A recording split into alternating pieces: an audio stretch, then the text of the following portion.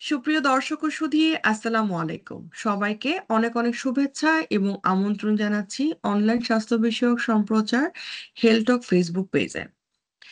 বিশেষ একটি আয়োজনে আজকে আমরা সাথে আছি একসাথে, এবং আমরা আজকে যে গুরুত্বপূর্ণ বিষয়টি নিয়ে জানবো তা হচ্ছে অ্যাজমা বা হাঁপানির সাথে জীবন, সচেতনতা এবং সহজ নিয়ন্ত্রণ।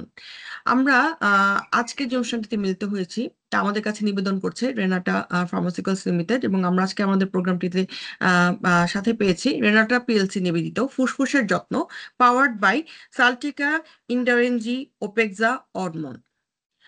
এবং এই অনুষ্ঠানটিতে আমাদের সাথে আজকে জয়েন করছেন অত্যন্ত স্বনামধন্য অধ্যাপক doctor KC Ganguly, professor of respiratory medicine বক্ষব্যাধি, জাতীয় বক্ষব্যাধি institute hospital Dhaka, senior consultant ও বিভাগীয় প্রধান, department of medicine and chest diseases, Impulse hospital. দর্শক, আজকে যে বিষয়টা আমরা রেখেছি সেটা হচ্ছে যে পুরোটাই অ্যাজমাকে ঘিরে, যে অনেক সময় স্যার আমাদের সাথে শেয়ার করছিলেন যে অ্যাজমা ট্রিটমেন্ট নিচ্ছে কিন্তু ভালো হচ্ছে না। সেই বিষয়টা কিন্তু খুবই গুরুত্বপূর্ণ। আমরা অনুষ্ঠানের শেষের অংশে এই আলোচনাটি করব। শুরুতে একটু যদি স্যার আমাদের সাথে শেয়ার করেন যে অ্যাজমা কি স্যার, মানে অ্যাজমা বলতে অনেক সময় স্যার এরকম হয় যে কেউ যদি একটু মানে লম্বা সময় ধরে কাশি দিচ্ছে বা কাশি ভালো হচ্ছে না, এই প্রবলেমটিকে অনেকে অ্যাজমা মনে করে। এই প্রেক্ষাপট থেকে যদি স্যার একটু বলেন যে আসলে অ্যাজমা কি এবং কি কি কারণে অ্যাজমাটা হয়ে থাকে।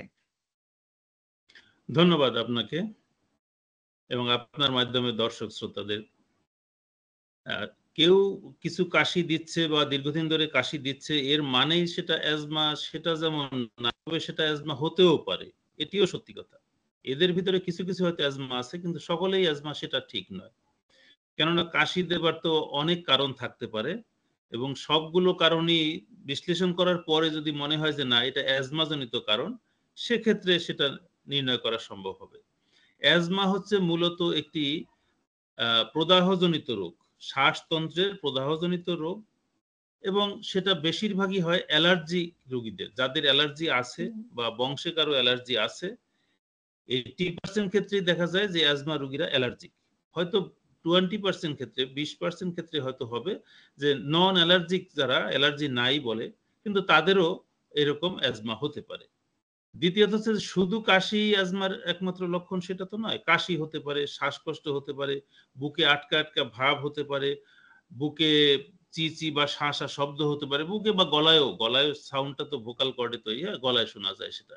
তো সেরকম এইরকম সিমটম নিয়ে থাকতে পারে, এবং এটা যদি রিপিটেডলি হয়, বারবার যাদের হয়, এবং বিশেষ বিশেষ কারণে হয়, যেমন ঠান্ডায় গেলে হয়, ধুলাবালিতে গেলে হয়, কিংবা কোনো অ্যালার্জিক খাবার খেলে হয়, বা কোনো ইনফেকশন যখন হয়, জ্বরজারি যখন হয়, তখনই এরকম হয়, তাহলে বুঝতে হবে যে হ্যাঁ, ওই ব্যক্তির হয়তো অ্যাজমা থাকতে পারে। এর বাইরে তো এমনও হতে পারে যে যার কাশি হচ্ছে তার হয়তো যেমন শ্বাসতন্ত্রের রোগের বাইরেও কিছু কিছু রোগে কাশি হতে পারে। যেমন হার্ট ফেলিউরের রোগীরও প্রথম উপসর্গ কিন্তু ওরকমই হয় যে শোয়ার পরে তার কাশি আসে। কাশি।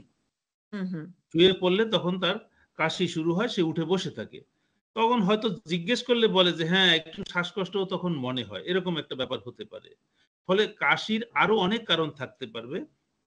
সেই সব বিচার বিশ্লেষণ করতে হবে যে কোন কাশিটি অ্যাজমার কাশি আর কোনটি ভিন্ন কাশি। আর এর বাইরেও তো কাশি যেমন আমাদের স্বরযন্ত্রের, যেমন ল্যারিংস, ট্র্যাকিয়া, এই সব অর্গানের যে রোগগুলো, গলার যে রোগগুলো, সেসব অনেক রোগেই তো কাশি হতে পারে। ফলে এক অল্প কিছুদিনের কাশিকেই আমরা ওইভাবে হয়তো অ্যাজমা বলে ফেলবো না। আমাদেরকে বিশ্লেষণে যেতে হবে, দেখতে হবে যে সত্যি সত্যি এই কাশিটি অ্যাজমার কিনা।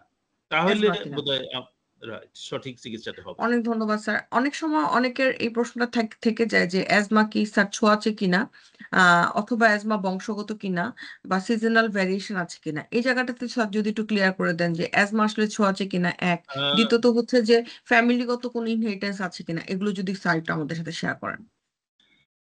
অ্যাজমা ছোঁয়াচে নয়। একদম পরিষ্কার কথা। এর ভিতরে যদি কিন্তু নেই, অ্যাজমা ছোঁয়াচে নয়। তবে অ্যাজমা বংশগত হতে পারে। কারণ এই অ্যালার্জিক ডিসঅর্ডার গুলো, অ্যালার্জি গুলো জেনেটিক্যালি ডিটারমাইন্ড, এবং এটি বংশ পরম্পরায় প্রবাহিত হয়। আমরা আমাদের পূর্বপুরুষের কাছ থেকে আমাদের অ্যালার্জি পেয়ে থাকি। ফলে আমাদের সাথে যাদের রক্তের সম্পর্ক আছে, তাদের যদি অ্যালার্জি থাকে, তাহলে আমরা ধরে নিতে পারি যে আমার ভিতরে অ্যালার্জি থাকতে পারে এবং আমার অ্যাজমা হলে হতে পারে। এটি একটি হুম, হুম। বিষয় আছে। আরেকটি আপনি প্রশ্ন করেছেন কোনটা, অ্যালার্জির? বংশ সেটা এবং বংশগত এবং সেই সাথে স্যার সিজনাল ভ্যারিয়েশন আছে কিনা কোনো? সিজনাল ভেরিয়েশন, অবশ্যই সিজনাল ভেরিয়েশন আছে, এবং অ্যাজমা আমরা যখন ক্লাসিফাই করি তখন বিভিন্ন ভাবেই ক্লাসিফাই করি। তার ভিতরে সিজনাল অ্যাজমা বলে একটি কথা আছে। কোন কোন মানুষ আছেন যাদের দেখা যায় যে শীতকালে তার এই শ্বাসকাশের প্রকোপটা দেখা দেয়, হ্যাঁ, এবং অন্যান্য সিজনে সে ভালো থাকে। আবার কোন কোন মানুষ আছেন যাদের গ্রীষ্মকালে দেখা দেয় কিন্তু অন্যান্য সময় সে ভালো থাকে। কারো কারো বসন্তকালে যখন ফুলের রেণু বেশি ওঠে তখন আহ, তার শ্বাসকাশের প্রবলেম দেখা দেয়। কারো কারো বর্ষাকালে যখন বৃষ্টি হয় সেই সময়েও শ্বাসকাশের প্রকোপ বেশি হতে পারে। ফলে সিজনাল ভেরিয়েশনটা অত্যন্ত গুরুত্বপূর্ণ এবং রোগীরা নিজেরা তারা বুঝতে পারে, এবং প্রত্যেকটি সিজনেই বেশি হবার একটা ব্যাকগ্রাউন্ড কারণ থাকে। যেমন এখন বর্ষাকালে অনেক ক্ষেত্রে শ্বাসকাশের প্রবলেমগুলো বেশি। এটির একটি কারণ হচ্ছে যে বৃষ্টি বাদল আমাদের এই বর্ষাকালে যথেষ্ট হয়, মানুষ অনেক সময় ভিজে ফেলে, অনিচ্ছা সত্ত্বেও ভিজে যায়, এবং ভিজে গেলে তার একটা ঠান্ডা লেগে যায়, সেই ঠান্ডা থেকে একটা হতে পারে।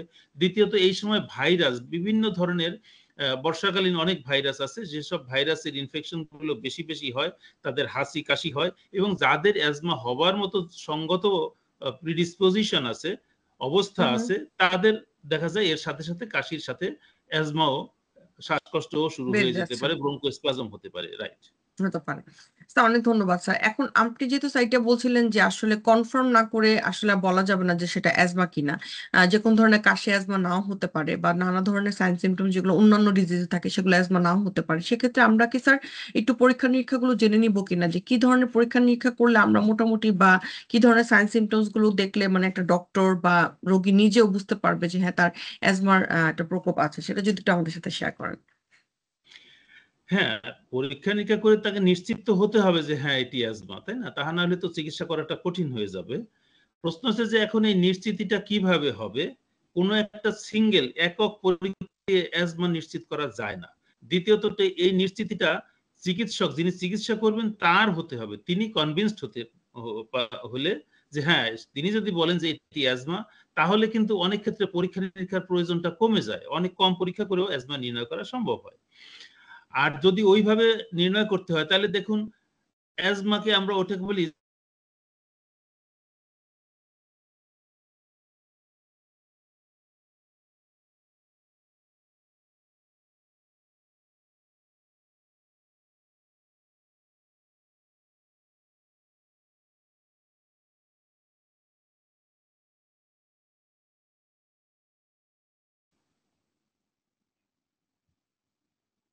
জি স্যার। স্যার শুনতে পাচ্ছেন আমাকে? আমি শুনতে পাচ্ছি, দুঃখিত কেটে গেল স্যার বোধহয়। একটু কথাগুলো স্যার মাঝখানে একটু কেটে গিয়েছিল স্যার, আমরা যদি একটু পরীক্ষা নিরীক্ষাগুলো একটু জেনে নিই স্যার। হ্যাঁ, পরীক্ষাগুলো সেটা হচ্ছে যে আমি বলছি যে এটি হচ্ছে শ্বাসনালীর একটি অস্থায়ী বাধা, রিভার্সিবল এয়ারওয়ে অবস্ট্রাকশন। আমরা শ্বাসনালীর এই যে অবস্ট্রাকশন আছে কি নাই সেটি পরীক্ষা করতে পারি একটি সাধারণ পরীক্ষা দিয়ে। এটা খুব ব্যয়বহুল পরীক্ষা নয়, সেটাকে বলা হয় স্পাইরোমেট্রি। এই স্পাইরোমেট্রি করলে পরে শ্বাসনালীর বাধা আছে কিনা সেটি দেখা যায়, এবং তারপরে তাকে যদি শ্বাসনালীকে সম্প্রসারিত করে এমন একটু ওষুধ, ইনহেলারের মাধ্যমে সাথে সাথে দিয়ে 10 মিনিট পরে আবার তার ওই শ্বাসনালীর একই পরীক্ষাটি করি, তখন দেখা যাবে তার শ্বাসনালীটি প্রসারিত হয়ে গেছে। যাদের বেলায় এই প্রসারিত হয় তাদেরকে আমরা বলি রিভার্সিবল এয়ারওয়ে অবস্ট্রাকশন। এই হুম রিভার্সিবিলিটি যদি থাকে তাহলে বুঝতে হবে যে হ্যাঁ এটি অ্যাজমা। পক্ষান্তরে আরেকটি, যাদের শ্বাসকষ্ট আছে, বাধা আছে, কিন্তু এই রিভার্সিবিলিটি নাই, অর্থাৎ এটি শ্বাস ব্রঙ্কোডাইলেটর বলি, শ্বাসনালীর সম্প্রসারক কোনো ওষুধ দিলে পরেও শ্বাসনালীটি সম্প্রসারিত হয় না, সেক্ষেত্রে আমরা সেটাকে বলি সেটা অস্থায়ী বা ইররিভার্সিবল এয়ারওয়ে অবস্ট্রাকশন, এবং সেটি কিন্তু দেখা দেয় সিওপিডিতে। এই দুটি হচ্ছে একটি মস্ত পার্থক্য। আর এর বাইরে আমরা সাধারণত একটা বুকের এক্স-রে করি যাতে অন্য কোনো রোগ আছে কিনা। একটা এক্স-রে কিন্তু অনেক তথ্য দেয়। শুধুমাত্র স্বাভাবিক সে কথা না, স্বাভাবিক মানে তার আরো অনেক সমস্যা নাই ইত্যাদি। সেটি একটি। আমরা হয়তো একটু রক্তের কাউন্টস দেখি, ব্লাড কাউন্টস, তো তার ইওসিনোফিল কাউন্ট বেশি আছে কিনা। আমরা তার ওই যে ইমিউনোগ্লোবুলিন, অ্যালার্জিতে, অ্যাজমাতে যে ধরনের অ্যালার্জি হয় তাতে আইজিই বা ইমিউনোগ্লোবুলিনটা বেড়ে যায়। আমরা সেটা রেজড কিনা, বেড়ে গেছে কিনা সেটা একটু দেখি। এগুলো সামষ্টিক এবং অনেক এখন তো ফিনো বলে একটা পরীক্ষা আছে, নাইট্রিক অক্সাইড এক্সেলড এয়ারে শ্বাস ছাড়লে সেই শ্বাসে কতটুকু নাইট্রিক অক্সাইড বের হয় সেগুলো মেজার করে আমরা বলতে পারি। অর্থাৎ এটিকে নিশ্চিত করার অনেক উপায় আছে, কিন্তু সিঙ্গেল বা একটি পরীক্ষা দিয়ে সেটি করা অনেক কঠিন ব্যাপার হয়। সেজন্য একজন আমাদের সমসাময়িক যেসব অভিজ্ঞ চিকিৎসক যারা আছেন, আমরা হয়তো অনেক সময় ক্লিনিক্যালি দেখে শুনেই বলি হ্যাঁ আপনার অ্যাজমা আছে, সেটা ধরে নিতে হবে যে হ্যাঁ উনি যখন বলেছেন এটি অ্যাজমা আছে, এটি তো কারণ আমাদের অভিজ্ঞতাই সেটা বলে দেয়। আর এক্সক্লুশনের জন্য একটা চেস্ট এক্সরে খুবই প্রয়োজনীয়, যে অন্য কোনো কারণ হয়তো নাই সেটা। বয়স্ক রোগ হলে তার হয়তো একটা ইসিজির প্রয়োজন হয়, কারণ কার্ডিয়াক কারণেও তো এই অ্যাজমা বা শ্বাসকষ্টের মতো লক্ষণ দেখা দিতে পারে, সেটি আমাদেরকে বুঝতে হবে। ফলে এগুলি আমাদের দেখতে হয়। বয়স্কদের ডায়াবেটিসও দেখতে হয়, সে কারণে ডায়াবেটিক অ্যাসিডোসিস, কিটো অ্যাসিডোসিসেও শ্বাসকষ্ট হতে পারে। কিডনি বা সিকেডির পেশেন্ট যারা আছেন তাদের ক্রিয়াটিন লেভেল খুব বেড়ে গেলে কিংবা অ্যাসিডোসিস হলে সেক্ষেত্রেও শ্বাসকষ্ট হতে পারে। অর্থাৎ শ্বাসকষ্টের তো অনেক কারণ থাকতে পারে, সেগুলো একজন ক্লিনিশিয়ান যখন পেশেন্ট দেখেন তিনি তার সাথে কথা বলে তার শারীরিক পরীক্ষা করে কিন্তু নিশ্চিত হন যে না ওই ধরনের নিশ্চিত রোগটা হতে নাই, পারেন। তখন সেক্ষেত্রে পরীক্ষার স্যার আমরা প্রয়োজনটা কমে আসে। অনেক গুরুত্বপূর্ণ কিছু তথ্য উঠে এসেছে স্যার আপনার এই ডিসকাশনটার মধ্যে দিয়ে। যদি আমরা একটু বলি যে পরীক্ষা নিরীক্ষা কি কোনো কিছু করতে হবে কিনা, বা অনেক সময় ইমিউনোগ্লোবুলিন ইটা দেখি আমরা, সেটা দেখেও কি স্যার আমরা মোটামুটি একটা ধারণা করতে পারি কিনা স্যার? হ্যাঁ, কিন্তু আরো অনেক কারণেই তো আইজি বাড়তে পারে।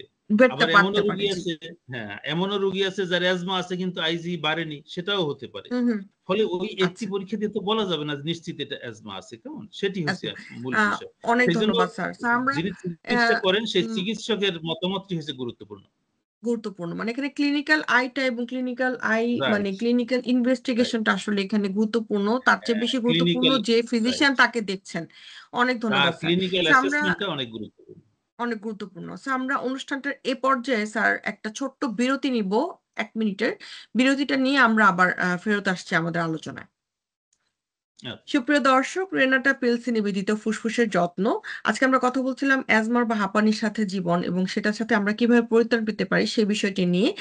অনুষ্ঠানটা আমাদের কাছে নিয়ে এসেছে রেনাটা পিলসি এবং পাওয়ার্ড বাই সাল্টিকা ইন্ডারেনজি, ওপেক্সা অ্যান্ড অডমন। অনুষ্ঠানটি এই পর্যায়ে সময় হয়ে এসেছে। ছোট্ট একটি বিরতিতে যাবার, বিরতির পর ফিরে আসছি, থাকবেন আমাদের সাথে।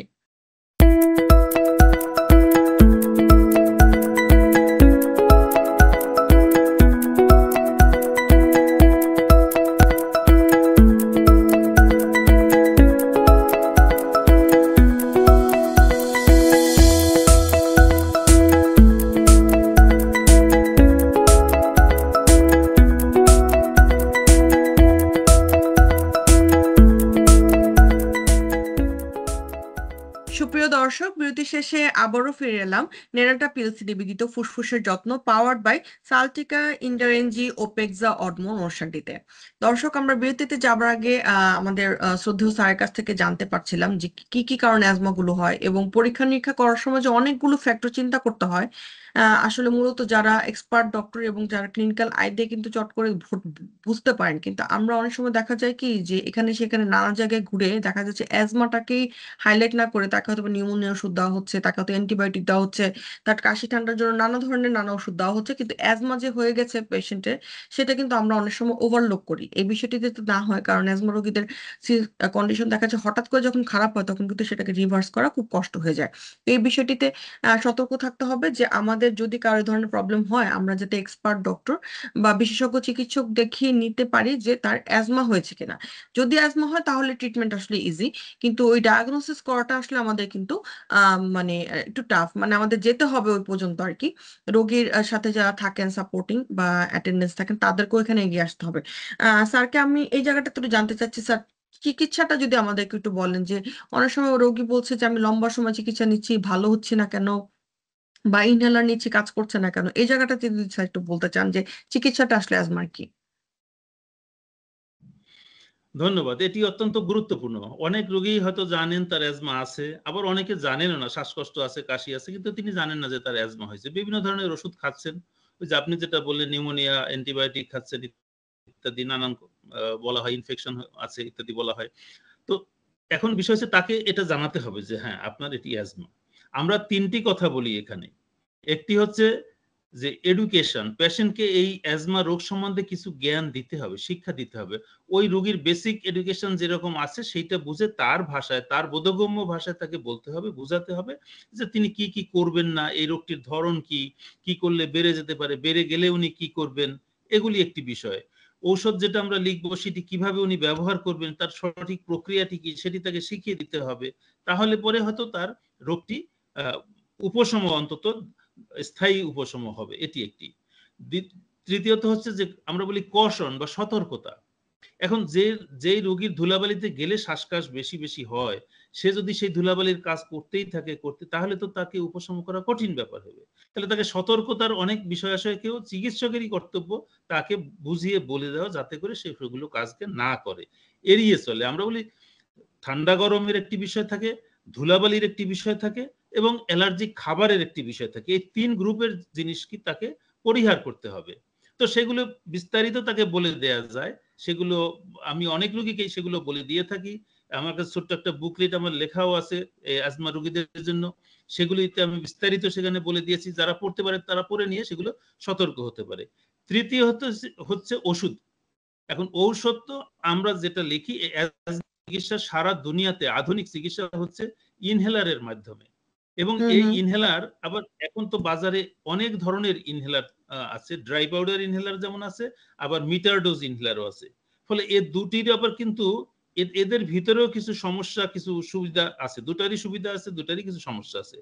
ফলে যে ইনহেলারটি রোগীকে প্রেসক্রাইব করা হবে, চিকিৎসকের দায়িত্ব হচ্ছে সেটি তাকে ভালোভাবে বুঝিয়ে দেয়া যে আপনি এই ইনহেলারটি এইভাবে ব্যবহার করবেন। এই কাজটি যদি সঠিকভাবে করা না হয় তাহলে পরে ওই ওষুধ দিয়ে কিন্তু রোগী কোনো সুবিধা পাবে না। আমি আমরা তো আগে বলতাম, এখনো আমি এক্সাক্ট স্ট্যাটিস্টিক দিতে পারবো না, কিন্তু আমাদের দেশে যত বেশি পরিমাণ ইনহেলার বিক্রয় হয় তার বোধহয় 60-70 বা 80% কিন্তু মিসইউজ হয়। মিসইউজ হয় ইন দ্যাট সেন্স যে রোগীরা ঠিকভাবে ব্যবহার করতে পারছেন না। পারছেন না সেটা তার অপরাধ নয়, কারণ তিনি তো আর বিজ্ঞ নন, তিনি এই ওষুধ সম্বন্ধে জানেন না। তাকে বুঝিয়ে দিতে হবে যে আপনি এটি কিভাবে ব্যবহার করবেন। আমি আমার রোগীদেরকে অন্যান্য সমস্ত কাজে যদিও আমি আমার সহযোগীর সাহায্য নেই, কিন্তু এই একটি কাজ আমার হাতেই আমি রেখে দিচ্ছি যে ইনহেলার রোগীকে আমি নিজ হাতে শিখিয়ে দেই। ইনহেলারটিকে প্রথমত এই যে এরকম তো ইনহেলার থাকে, মুখ খুলে নিলাম, তারপরে এটাকে ঝাঁকাতে হবে। ঝাঁকিয়ে অনেকে তো এটাকে এভাবে নেয়, এভাবে নিলে তো ওষুধ বের হবে না। প্রথম চাপ বের হবে, দেখেন, আর এখন আর বের হবেন না, বের হবে না, দ্বিতীয় পাপ থেকে আর বের হচ্ছে না, আর হচ্ছে না। ফলে এবারও প্রথমবারে বের হবে না, বের হবে না, কারণ ওই যে আমি উল্টিয়ে রাখছিলাম সেজন্য। এটাকে ঝাঁকাতে হবে, চাপ দিলে এখন বের হবে। তাহলে এই জিনিসটি তাকে বুঝাতে হবে, এই যে গ্যাসটি বের হলো এটি তার ওষুধ, এটাকে তাকে টেনে নিতে হবে মুখের সাথে ধরে চাপ দিয়ে। আমাদের এখানে দম বেশিরভাগই দেখা বন্ধ যায় যে করে ওষুধটা থাকতে, স্যার মুখের মধ্যে গিয়ে পড়েছে, সে কিন্তু শ্বাসে না নিয়ে মুখে ফেলে দেয়। মুখে ফেলে দেয় এবং মুখের ভিতরে ঢুকিয়ে দিলে হয় কি এটি সঠিকভাবে টান দেয়া যায় না, এবং মুখের ভিতরে ঢুকিয়ে চাপ দিয়ে তারা বসে থাকে। অনেকে ঢোক গিলে ফেলে, আবার যেহেতু মুখ ধোবার একটা কথা বলা থাকে, সে পানি দিয়ে কুলকুচা করে মুখ ধুয়ে ফেলে, ইত্যাদি নানাভাবে সেই ইনহেলারটিকে তারা মানে মিস ইউজ করে। এটা তার অজ্ঞতার কারণে, সেটা তার জন্য দোষের নয়, কিন্তু একজন চিকিৎসকের উচিত সেটি তাকে ভালোভাবে বুঝিয়ে দেয়া। এই কাজটি যদি সঠিকভাবে না করা হয় তাহলে পরে রোগী ভালো ফল পাবে না, এটি একটি। দ্বিতীয়ত হচ্ছে যে রোগীরা হয়তো অনেক সময় একটু সুবিধা পেলে এই ওষুধটাকে আর ব্যবহার করতে চায় না, বন্ধ করে রেখে দেয়। তো সেটি তাকে বোঝাতে হবে যে না, আপনি 2 দিন ব্যবহার করে ভালো বোধ করলেন আর বন্ধ করে দিলে তৃতীয়, চতুর্থ, পঞ্চম দিনে আবার আসতে পারে রোগটি। ফলে আপনাকে একটা দীর্ঘস্থায়ী সময় ধরে এটাকে ব্যবহার করে যেতে হবে। আমরা ক্লিনিশিয়ানরা একটা সময় নিশ্চয়ই তাকে বলবো যে না, এখন এটা আপনার না টানলেও চলবে। তাকে আমরা সেটা বলবো, কারণ এটা তো ঠিক যে এই অ্যাজমা বা অ্যালার্জিক রোগগুলো একদম চিরস্থায়ীভাবে নির্মূল করা যায় না, যেহেতু এটা জেনেটিক্যালি ডিটারমাইন্ড, এটা বংশগতির মাধ্যমে শরীরে আসে। ফলে এটি রক্তে থাকবে, যে কোনো সুযোগ সুবিধা পেলেই সে এই অ্যাজমা আবার দেখা দিতে পারে। ফলে তাকে মাথায় রাখতে হবে যে হ্যাঁ, আমার যে কোনো সময় এটা অ্যাটাক হতে পারে। কিন্তু এই রোগীরা ভালোভাবে চিকিৎসা করলে 2, 4, 5, 10 বছর, আমার অনেক রোগী আছে 20 বছর ভালো, 20 বছর ভালো। হয়তো তারপরে একদিন আসছে, স্যার আজকে তো আমার আবার একটু শ্বাসকষ্ট মনে হচ্ছে, দেখা দিচ্ছে no problem, the same drug will be effective, একই ওষুধ হয়তো সে আবার ব্যবহার করতে পারবে। তৃতীয়ত হচ্ছে যে আমরা যারা প্রেসক্রাইব করি ইনহেলার, এখন বুঝতে হবে যে আমাদের প্রিভেন্টার ইনহেলার আছে, রিলিভার ইনহেলার আছে। আমি যদি রিলিভার দিয়ে শুধু চিকিৎসা করতে থাকি তাহলে তো আমার রোগের কোনো মানে কি বলা যায় উন্নতি অবনতি কিছু হবে না, সাময়িক একটু তৃপ্তি পাবো, কিন্তু রোগটি তো সেরে যাবে না। তাহলে রোগটিকে যদি সরাতে হয়, তাকে যদি পার্মানেন্ট বা স্থায়ী একটা উপশম আনতে হয়, তাহলে পরে আমাকে যেগুলো প্রিভেন্টার আছে সেই ওষুধগুলো ব্যবহার করতে হবে। এখন প্রিভেন্টার ব্যবহার করলে হয়তো তাৎক্ষণিক আপনি সুবিধা পাচ্ছেন না, ভালো লাগে না, কিন্তু রিলিভারটা ব্যবহার করলে সাথে সাথে উপকার পাওয়া যায়, সেজন্য রোগীরা ওটার প্রতি বেশি আকৃষ্ট হয়। তো সেক্ষেত্রে চিকিৎসকের দায়িত্ব হচ্ছে তাকে প্রিভেন্টার ওষুধটি যথাযথভাবে ব্যবহার করা, বুঝিয়ে দেয়া। এর বাইরে আরো কতগুলো আছে যে যখন তার জ্বর হবে, ইনফেকশন হবে, তখন হয়তো তার সমস্যাটা একটু বেড়ে যেতে পারে, সেই সময় সে কি করবে সেটিও তাকে বুঝিয়ে দিতে হবে, সেটি একটি বিষয় আছে। এর বাইরে হচ্ছে যে আমরা যাদেরকে অ্যাজমা বলেছি, হ্যাঁ বয়স যাদের কম, ধরেন 30-40 এর নিচে যারা আছে তাদের হয়তো অন্য রোগ নাও থাকতে পারে, সেসব ক্ষেত্রে হয়তো এটি আছে, কিন্তু 40-50 এর উপরে যারা আছে কিংবা যারা বেশি বেশি ধূমপান করছেন তাদের তো কনকমিটেন্ট অন্য রোগ থাকতে পারে, একই সাথে মানুষের অনেক রোগ থাকতে পারে, তাই না? তাদের কারো কারো হয়তো অ্যাজমাই নয়, ওটা হয়তো সিওপিডি হয়ে গেছে, সেটি একটি বিষয়। একটু আগে আমি বলেছি যে সিওপিডি হলে সেটা ইরিভার্সিবল হয়ে যাবে, ফলে সেটির চিকিৎসা একটু ভিন্ন হবে। এবং এদের কারো কারো ডায়াবেটিস থাকতে পারে, কারো কারো ইসকেমিক হার্ট ডিজিজ থাকতে পারে, কারো কারো পেটে গ্যাস বলে তো আমার মনে হয় যে এত বেশি আমাদের দেশে গ্যাসের রোগীর কথা শুনতে পাই, গ্যাসের কিন্তু, এবং এরা হামেশা দেখা যায় এন্ডোস্কোপিও করতেছে গ্যাস গ্যাস বলে, আলসার খুব কমই পাওয়া যায়, আলসারের পরিমাণ আমি যত দেখি রিপোর্টে আসে, গ্যাস গ্যাস বলে তারা এন্ডোস্কোপি করেছে, এদের বেশিরভাগই কিন্তু আলসার নয়, নন আলসার ডিসপেপসিয়ার পেশেন্ট তারা, কিন্তু তারা গ্যাসের ওষুধ হামেশাই খেয়ে যাচ্ছে, এ ধরনের রোগী থাকতে পারে। এদের অনেকের মানসিক উদ্বেগ আছে, দুশ্চিন্তা আছে, অ্যাংজাইটি ডিপ্রেশনের বিষয় আছে, অবসন্নতা আছে, তাদের বিষণ্ণতা আছে, ফলে এগুলোকে তো অ্যাড্রেস করতে হবে, যিনি চিকিৎসা করবেন তাকে এগুলো সাথে সাথে অ্যাড্রেস করতে হবে। শান্তিতে আজকে আমরা কথা বলেছিলাম ফুসফুসের যত্নের যে পার্টটিতে আমরা আজকে গুরুত্ব দিয়েছি সেটা হচ্ছে যে অ্যাজমা, এবং পাওয়ার্ড বাই সালটিকা ইন্ডারেনজি ওপেক্সা অডমন। এই অনুষ্ঠানটির এই পর্যায়ে আচ্ছা সুপ্রিয় দর্শক, রেনাটা পিএলসি নিবেদিত ফুসফুসের যত্ন পাওয়ার্ড বাই সালটিকা ইন্ডোরেনজি ওপেক্সা অডমন অনুষ্ঠানটিতে আজকে আমরা গুরুত্ব দিয়েছিলাম অ্যাজমার বিষয়টি নিয়ে। আমরা পরবর্তী পর্বে সিওপিডি নিয়ে আসার চেষ্টা করব। এই যে অ্যাজমার বিষয়টিতে স্যার যে অনেকগুলো গুরুত্বপূর্ণ কথা বলে এবং শেষে ইনহেলার ইউজটি কিন্তু করে দেখিয়েছেন, এবং প্রিভেন্টিভ মেজার হিসেবে আমরা যদি নিজেদেরকে সতর্ক রাখি, ডাস্ট বা ধুলা এড়িয়ে চলে এবং সের সাথে মাস্কটা ব্যবহার করি, এবং যাদের অ্যাজমার সমস্যা আছে তারা অ্যাজমা তৈরি করে যে উদ্বেগ করে বা আমাদের যে অ্যাগ্রিভেটিং ফ্যাক্টর যেগুলোকে বলি সেগুলোকে যদি একটু এড়িয়ে চলি এবং স্বাস্থ্যসম্মত সমস্ত গাইডলাইনগুলো মেনে চলি, সঠিকভাবে ইনহেলার ব্যবহার করে, আশা করি সবাই ভালো থাকবেন। আজকে আমরা এখানে শেষ করছি, আবার আগামী পর্বে দেখা হবে। তার আগে রেনাটা পিএলসি কে ধন্যবাদ জানাচ্ছি তাদের এই সুন্দর আয়োজনের জন্য, এবং সেই সাথে স্যারকে ধন্যবাদ জানাচ্ছি আমাদের সাথে আজকে জয়েন করার জন্য। অনেক অনেক ধন্যবাদ। সুস্থ থাকুন এবং অবশ্যই ভালো থাকুন।